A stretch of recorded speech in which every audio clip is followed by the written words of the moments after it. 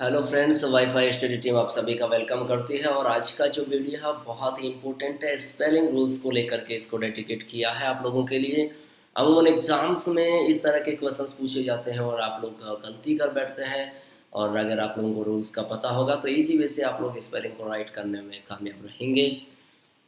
और अगर आप लोग ज़्यादा इनकी घर बैठे भी ये तैयारी करना चाहते हैं या फिर ज़्यादा हमारे मैटर्स को कैन करना चाहते हैं तो बहुत ही ईजी वे है। आप हमारे वाईफाई स्टडी हमारा जो ऐप बना उसे आप डाउनलोड कर सकते हैं और घर बैठे अच्छी तैयारी कर सकते हैं और एग्ज़ाम्स को फाइट कर सकते हैं।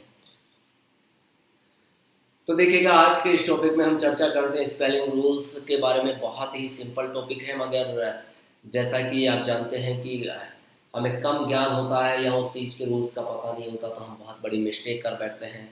और आप जानते हो एग्जाम्स में एक एक पॉइंट बहुत ही इम्पोर्टेंट है, हमें किसी भी पॉइंट को मिस नहीं करना है। और कई बार तो हमारे सामने ऐसे क्वेश्चंस आते हैं जिनमें बस सिर्फ एक छोटे से स्पेलिंग में या तो ए या ई या फिर कोई भी एक लेटर का डिफरेंट डाल दिया जाता है और हमें करना होता है उसका आंसर करेक्ट। और हम लोग स्पेलिंग याद नहीं होने की वजह से उस क्वेश्चंस को गलत कर देते हैं। तो देखिएगा, एक तो स्पेलिंग याद तो करनी ही करनी है, उसके साथ में आपके पास में अगर रूल्स होंगे या तो ऑटोमेटिकली ही कहीं आप कंफ्यूज होगा उसको भी आप कहने का तो उस कंफ्यूज को दूर कर पाएंगे। तो देखिएगा, आप पहले रूल्स के बारे में चर्चा करते हैं। वन सिलेबल, ऐसे शब्द जिनका अर्थ सिंगल वोवल या सिंगल कॉन्सोनेंट के साथ होता है। ठीक है, तो होने के साथ यदि वोवल से शुरू होने वाला सफिक्स आए तो कॉन्सोनेंट डबल हो जाता है। जैसे एग्जाम्पल के देखिएगा, बी ई जी लिखा हुआ है और हमें ई डी लगाना है। तो यहाँ पर देखिएगा ये शुरुआत तो किससे है, कॉन्सोनेंट से है, मगर यहाँ पर क्या है, वोवल्स आया और इसका अंत किससे हो रहा है, कॉन्सोनेंट से। यहाँ पर हमें ई डी जोड़ना है तो हमने क्या किया, जो कॉन्सोनेंट है उसको हम लोग डबल कर देते हैं। तो यहाँ B E double G E D हो गया, हो गया। फिर स्विम की बात करते हैं तो देखिएगा यहाँ पर आई के जस्ट बाद में एम आ रहा है, यानी कि वोवल्स के जस्ट बाद में कॉन्सोनेंट आ रहा है और हमें कॉन्सोनेंट को डबल करना है, इसलिए S W I M I N G ना होकर के double M I N G हमारा हो जाता है। तो इस तरह के ये वर्ड है, बहुत इंपॉर्टेंट है, काफ़ी बार एग्जाम्स में पूछे गए हैं, किंतु हम सीधा एच डब्ल्यू आई एम के साथ में आई एन जी जोड़ करके H W I N G ही करना लाइक करते हैं, क्योंकि हम रूल का फॉलो नहीं कर पाते। उसकी वजह हो सकती है कि हमें उस रूल का पता ही ना हो, इसलिए आज के बाद आपको ऐसा नहीं करना है, इस रूल का फॉलो करना है, सो दैट आप इजी वे से अपने क्वेश्चंस को करेक्ट कर पाए। दो या तीन सिलेबल वाले हों, इनके सिलेबल वाले शब्द जिनका अंत सिंगल वोवल्स के प्लस सिंगल कॉन्सोनेंट से हो तो, और यदि लास्ट में तो और यदि लास्ट सिलेबल पर जोर दिया जाए तो कॉन्सोनेंट डबल हो जाता है, इतना ध्यान रखिएगा। जैसे एडमिट, एडमिट यहाँ पर टी पर डब प्रेशर पड़ रहा है और लास्ट में हमें ईडी जोड़ना है, तो लास्ट वाला जो वर्ड है उसी की तरह से जैसे डब टी को हमने डबल कर दिया, एडमिटेड हो गया। ओक्यूर, ओक्यूर रैपे देखिएगा जोर पड़ रहा है तो आप यहाँ पर हम लोग ऐसी कंडीशन में भी क्या करते हैं, डबल कर देते, ओक्यूरिंग हो गया। ठीक है गाइस, अगला रूल है एल से अंत होने वाले शब्दों में यदि एल से पहले सिंगल वाउल हो तो वाउल से शुरू होने वाले सफिक्स का प्रयोग होने पर एल डबल हो जाता है, इतना ध्यान रखिएगा। यानी कि एल का जो एंड है, यानी कि एल क्या होने वाला है, अंत होने वाला है, तो वाउल से शुरू होने वाले सफिक्स का प्रयोग होने पर एल डबल हो जाता है। जैसे अब हमें क्या लगाना, एडी तो कैंसिल, तो एल है अंतिम वर्ड। अब यहाँ पर इसको हम लोग इसके पहले वोवल से, अब यहाँ पर जो ईडी जोड़ना है इसलिए डबल ईडी हो जाएगा, क्या हो जाएगा, डबल, यानी कि कैंसल्ड। यानी कि जो हम इसको ईडी जब इसमें सफिक्स जोड़ेंगे यहाँ पर एट दैट मोमेंट हम लोग इस एल को डबल कर देंगे। तो हमारा जो सी A N C E L था, जब इसमें सफिक्स ईडी जोड़ा गया तो ये C A N C E double L E D हो गया, कैंसल हो गया। राइट गाइस, यही बात करें S I N G A L, यहाँ पर देखिएगा हम लोग आई एन जी अगर हमें जोड़ना है तो भी हम क्या करने वाले हैं, इधर कहने का हमारे रूल के अकॉर्डिंग एल को डबल कर देंगे, क्या कर देंगे, एल को डबल कर देंगे। अगले रूल की तरफ बढ़ते हैं हम लोग। यदि किसी शब्द में सफिक्स फुल का प्रयोग किया जाए तो एक एल को हटा दिया जाता है। देखो एक तरफ एल आ रहा था अंत में, उस वक्त हमें ईडी जोड़ रहे थे, हमने उसको डबल किया। यहाँ पर रूल उससे थोड़ा सा हट करके आ रहा है और रूल कहता है कि सफिक्स फुल का प्रयोग किया जाए तो एक एल को हटा दिया जाता है। अर्थात वहां डबल कर रहे थे और यहाँ एक एल को हटा रहे, इसका मतलब एल घट रहा है, सिंगल हो रहा है। देखिएगा जैसे पावर, अब पावर लिखा हुआ है और पावर के साथ अगर हमें फुल जोड़ना है, क्या फुल, तो पावर फुल यानी कि पावर के साथ में F U double L P O W E R, F U double L नहीं करेंगे। अगर ऐसा करेंगे तो गलत हो जाएगा, इसलिए हम क्या करेंगे, एक एल को हटा देंगे जैसा कि हमारा नियम कहता है। तो नियम का फॉलो करते हुए हम इसे करेंगे P O W E R F U L. तो कहने का मतलब क्या हुआ कि हमने एक एल को रिमूव कर दिया, हटा दिया यहां से। ठीक है गैस, तो इसलिए हमारी स्पेलिंग क्या बन रही है, पावरफुल की स्पेलिंग बनेगी P O W E R F U L. Okay, इसी तरह एक और एग्जांपल देखते हैं। केयर और केयर के साथ में भी फुल लगा रहा है, तो देखिएगा यहाँ पर केयरफुल यानी कि एक एल हटा दिया जाएगा। तो इस बात का फोकस करना है, रूल पर फोकस करना है। रूल कहता है कि अगर सफिक्स फुल जोड़ा जाए तो हम लोग एक एल को कम कर देंगे। अर्थात जब डबल एल आ रहा था वहाँ एक ही एल यूज करने वाले हैं, वो चाहे पावर के साथ में फुल जोड़ा जाए या केयर के साथ में फुल जोड़ा जाए, इससे कोई फर्क नहीं पड़ता, हमें एल एक करना है। तो भी क्लियर, तो यहाँ हमारा केयरफुल हो गया या पावरफुल हो गया, राइट गाइज। अब देखिएगा यदि शब्द के अंत में भी डबल एल हो तो उसमें से भी एक एल को हटा देते हैं, जैसे विलफुल। अब इसमें भी डबल है, इसमें भी डबल है। अब यहाँ पर दोनों में क्या करेंगे, दोनों में डबल डबल को ना रख करके अगले वाला जो है उसमें से एक एल को हटा देंगे। जैसे विलफुल तो विलफुल हो जाएगा, स्किलफुल तो स्किलफुल हो जाएगा। अर्थात एक एल को हम लोग यहाँ भी कम करने वाले हैं, राइट गाइस। रूल नंबर 6 की बढ़ते हैं। देखिए इसमें देखिएगा ई के बारे में चर्चा करते हैं। यदि साइलेंट ई वाले शब्दों के साथ वाउल से शुरू होने पर सफिक्स का प्रयोग हो तो शब्द से ई हटा देते हैं। समझ में आ गई। जैसे किसी शब्द के अंत में हमारा जो रूल कहता है उसमें ई क्या रहता है, साइलेंट मोड पे रहता है, यानी कि साइलेंट रहता है। तो ऐसी कंडीशन में हमें करना क्या है कि हमें ई शब्द को हटा देना। जैसे अभी एल आई वी ई, अब इसमें ई क्या रहता है, साइलेंट रहता है। या फिर अपन करें हो, तो यहाँ पर ई का तो हम लोगों ने कुछ यूज ही नहीं किया ना, कोई प्रोनाउंसिएशन नहीं हो रहा है इसका। तो कहने का मतलब यहाँ की बात की जाए तो ये जो ई है वो साइलेंट है। और अब सफिक्स का प्रयोग होता है, हमें क्या करना है, सफिक्स का प्रयोग करना है। तो ऐसी कंडीशन में अगर आपने एल आई वी ई है और इसमें आई एन जी जोड़ रहे हो, और अगर आपने कर दिया L I V E I N G कर दिया, तो ये आपका क्या हो जाएगा, गलत हो जाएगा। क्योंकि हमारा रूल कहता है कि अगर ई है अंत में जो साइलेंट है और सफिक्स हमें जोड़ना है, क्या जोड़ना है, सफिक्स जोड़ना है, तो ऐसी कंडीशंस में हमें क्या करना है, ई को हटा देना है। जैसे एल आई वी ई किया तो L I V I N G हो गया, और सफिक्स भी हमारा किससे शुरू हो रहा है, वोवल से शुरू हो रहा है। तो भी क्लियर। तो ऐसी कंडीशन में ये रूल्स को अच्छे से पढ़ना है, इनकम्प्लीट रूल्स का फॉलो नहीं करना है, इस बात का स्पेशल ध्यान रखेंगे आप। क्योंकि यहाँ जैसा रूल हमारा कह रहा है कि सफिक्स होगा वो किससे शुरू हो, किससे शुरू हो, वावल से शुरू हो। ऐसी कंडीशन में हम लोग किसका प्रयोग करते हैं, यानी कि कहने का मतलब ई को हटा देते हैं। तो ये वाला रूल समझ में आ गया होगा। एग्जांपल के तौर पर हमने लीव रखा और लीव के साथ आईएनजी कनेक्ट किया, तो यहाँ पर ई आ रहा है, इसको हटा देंगे और हमारा जो निकलेगा वो क्या हो जाएगा, L I V I N G, 11।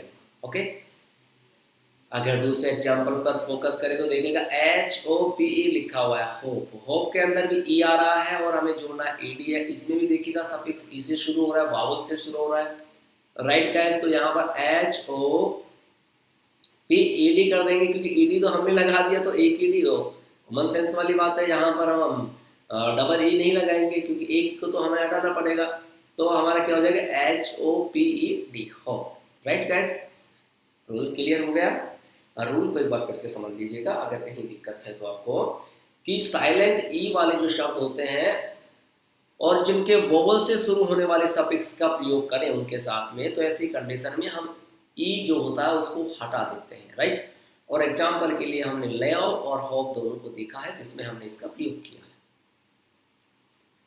अगले रूल की तरफ बढ़ते हैं हम, और जो अगला रूल है वो क्या कहता है देखते हैं। यदि साइलेंट ई वाले शब्दों के साथ कॉन्सोनेंट से शुरू होने वाले सफिक्स का प्रयोग हो तो शब्द से ई नहीं हटता है। अब कहने का मतलब, अगर आपने नंबर 6 रूल को याद कर लिया तो 7 याद हो गया, और 7 याद कर लिया तो 6 भी याद हो जाएगा। सिंपल है ना, क्योंकि ऑलरेडी इसमें लिखा हुआ है अगर वोवल से शुरू होने वाले सफिक्स का प्रयोग करेंगे तो ई को हटा देंगे, तो ऑब्वियस सी बात है अगर कॉन्सोनेंट से शुरू होगा तो ई को नहीं हटाएंगे। तो वेरी सिंपल हुआ ना। तो कहने का मतलब जब रूल पढ़ो ना तो ज्यादा टेंशन करके मत पढ़ा करो, रूल को समझा करो कि रूल क्या कह रहा है, क्योंकि एक ही रूल में दूसरा रूल छुपा होता है। और जब भी पढ़े उसको बहुत ही ध्यानपूर्वक रूल्स की तरफ स्टडी करें। तो यहाँ पर दूसरा हमारा जो रूल है वो इसी का सब्स्टिट्यूट हो गया कि अगर वॉवल्स नहीं आएगा तो कॉन्सोनेंट आएगा, और वॉवल्स आएगा तो हटाएंगे, तो कॉन्सोनेंट आएगा तो नहीं हटाएंगे। फॉर एग्जाम्पल देखिएगा, यहाँ लिखा हुआ है यूजफुल। क्या लिखा हुआ है? यूजफुल। तो यहाँ पर हम क्या करेंगे? यूजफुल करेंगे। ठीक है। और अब एक बात और, अब FULL लिखा हुआ था मगर एल यहाँ एक ही क्यों आया?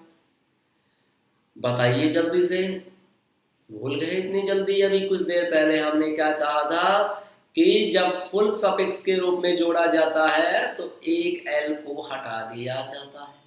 तो यहाँ पर यूजफुल, तो फुल एल जो होगा एक उसको हम लोग हटा देते हैं। सो हमारा यहाँ पर जो निकलेगा वो यूजफुल होगा। यहाँ पर ई को तो नहीं हटाएंगे मगर एक एल को कम कर देंगे। But according to this rule हम सिर्फ ये ध्यान रखना है यूजफुल है, इसलिए यूजफुल होने की वजह से यहाँ पर हमने यूज के जो अंतिम अक्षर है वो ई है, किंतु हम जो कनेक्ट कर रहे हैं सफिक्स उसका पहला अक्षर एफ है, इसलिए हमने ई को नहीं हटाया और हमने यूजफुल लिखा। अभी देखिएगा एक और एग्जांपल देखते हैं। ग्रेसफुल लिखा हुआ है। अब यहाँ पर ये जो ग्रेसफुल जो लिखा हुआ है इसके अंत में ई है और हम जोड़ कौन सा रहे? जो सफिक्स है उसका पहला जो लेटर है वो एफ है, यानी कॉन्सोनेंट है। सो ऐसी कंडीशन में हमने इसको क्या किया? ग्रेसफुल कर दिया। टू बी क्लियर, अर्थात ई को हमने रिमूव नहीं किया है। To be clear guys? Next point की तरफ बढ़ते हैं। देखिएगा अगला नियम होता है सीई। सीई से अंत होने वाले शब्दों के साथ सफिक्स OUS का प्रयोग होने पर ई को आई में बदल देते हैं। ये है हमारा अगला नियम। तो देखिएगा यहाँ पर ये ई है और सफिक्स हमें OUS जोड़ना है। क्या करना है? OUS जोड़ना है। ऐसी कंडीशन में हम लोग क्या करने वाले हैं? तो सिंपल सा रूल बना हुआ है, सीई से तो अंत होगा और हमें जोड़ना सफिक्स OUS है, तो हम लोग ई को किस में चेंज कर देंगे? आई में कर देंगे। बहुत ही इंपॉर्टेंट रूल है, बहुत काम में आने वाला रूल है। देखो GRACE लिखा है, यानी कि इसका अंतिम जो है वो है CE और हमें सफिक्स यूज करना है OUS। सफिक्स तो जानते हो ना आप, सफिक्स और प्रीफिक्स दो होते हैं। यहाँ पर हम सफिक्स यूज कर रहे हैं। ओके, तो देखिएगा यहाँ पर OUS यूज किया और अकॉर्डिंग टू रूल जब ई को किस में चेंज कर देंगे? आई में। तो अब स्पेलिंग हो गई GRACIOUS, ग्रेसियस हो गई। अब इसको काफी सारे स्टूडेंट्स क्या करते हैं, रूल्स का मालूम नहीं होने की वजह से वो इसको GRACEOUS कर देंगे। अब जब ई हम लोग लगा देंगे तो अकॉर्डिंग टू ग्रामेटिकल रूल्स ये हमारा गलत हो जाएगा, क्योंकि ई को हमें क्या करना होता है? आई में चेंज करना होता है। इसलिए हमारी स्पेलिंग क्या बन गई? GRACIOUS। राइट। एक और एग्जांपल देखते हैं। वाइस, VIC, वाइस के भी OUS जोड़ना है तो अंत में वही C है तो आई कर देंगे, तो VICOUS हो गया। एक और देखते हैं। मैलाइस में भी देखिएगा CS है तो OUS जोड़ेंगे तो LICIOUS हो गया।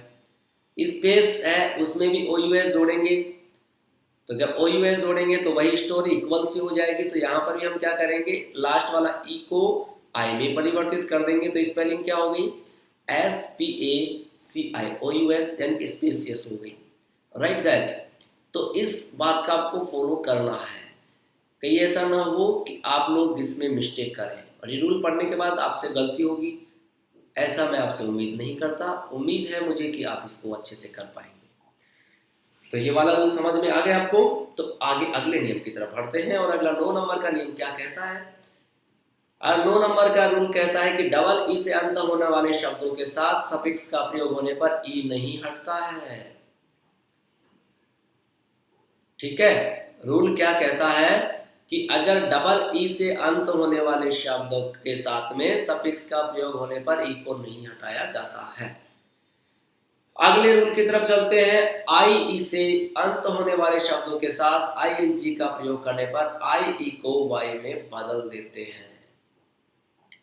बहुत इंपॉर्टेंट रूल है। IE से अंत होने वाले, पहले हम लोगों ने क्या पढ़ा, CE से अंत होने वाले, फिर हमने पढ़ा डबल ई से, और अब हमारे पास आया है IE।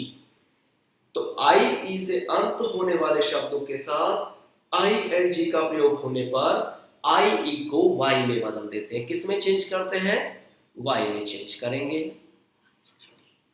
जैसे DIE लिखा हुआ डाई, अब हमें इसमें क्या चेंज करना है, ING का। ये भी याद रखना किसका प्रयोग करते हैं, ING का प्रयोग करते वक्त। तो ING का हम लोग यूज कर रहे हैं, तो यहाँ पर IE है उसको किस में कर देंगे, Y में चेंज कर देंगे। अब देखो हमारी स्पेलिंग चेंज हो गई, DYING, यहाँ पर तो DIE थी और यहाँ पर DY, और फिर यहाँ पे ING हमने कनेक्ट कर लिया है, इसलिए ING डाई हो गया। ठीक है गाइस, अब एक और देखते हैं, लाई, LIE है, इसमें भी क्या है, अंत में IE है, और कनेक्ट क्या करना है हमें, सफिक्स के रूप में ING करना है। तो ING हम लोग कर रहे हैं, तो ये IE किस में चेंज हो जाएगा, Y में। तो L हमारा किस में चेंज हो गया, LYING के रूप में चेंज हो गया। क्लियर, तो रूल्स का अच्छे से फोकस करना है। अगले रूल की तरफ बढ़ते हैं और हमारा अगला जो रूल है वो क्या कहता है, देखिएगा, Y से अंत होने वाले शब्दों में, किससे, Y से अंत होने वाले शब्दों में Y से पहले कॉन्सोनेंट हो और ING के अतिरिक्त किसी भी सफिक्स का प्रयोग होने पर Y को I में बदल देते हैं।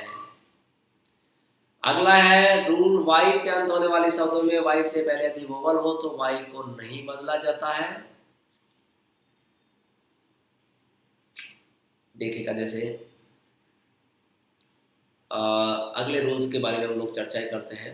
किसी शब्द में ई के बाद ई आई तथा अन्य किसी अक्षर के बाद सामान्यतः आई ई का प्रयोग किया जाता है।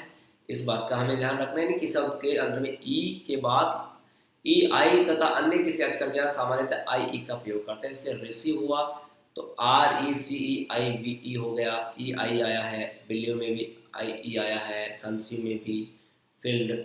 देखिएगा, अपवाद के रूप में हम लोग देख सकते हैं, कुछ अपवाद भी होते हैं ना, तो इसमें जैसे EI आया और ज़्यादातर क्या आता है, IE, क्या आता है, IE।